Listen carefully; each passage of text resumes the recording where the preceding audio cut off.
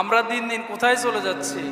আপনারা অনেকে দেখেছেন সোশ্যাল মিডিয়াতে, বরিশাল সম্ভবত, বরিশালে জীবন্ত ভাইয়ের চোখ আরেক ভাই তুলে নিয়ে গেছে, আবার এটা ভিডিও করছে, করে এটা ভিডিও ছেড়ে দিছে।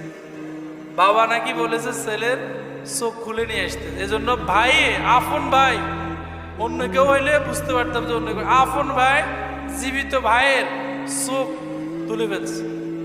আমরা কি আসলে মানুষ? আল্লাহ যে বলছে উলাইকা কাল আনআম, এরা দেখতে মানুষের মতো কিন্তু আসলে এরা হচ্ছে জীব জানোয়ার। কোনো মানুষ কি কাজ করতে পারে?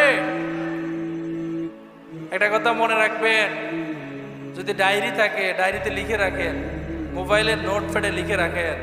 সম্মানিত মুসল্লিয়ানে কেরাম, আজকে আপনি যাকে অন্যায়ভাবে হত্যা করতেছেন সে কারো না কারো বাবা, কারো না কারো ছেলে, কারো না কারো স্বামী, কারো না কারো আত্মীয়।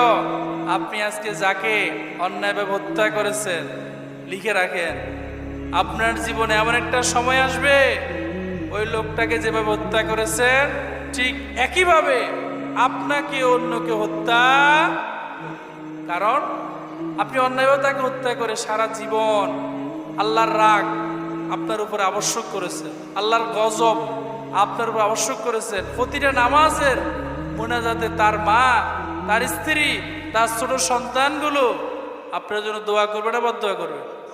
তা আপনি কাকে খুশি করার জন্য অন্যায়ভাবে একটা মানুষকে হত্যা করলেন?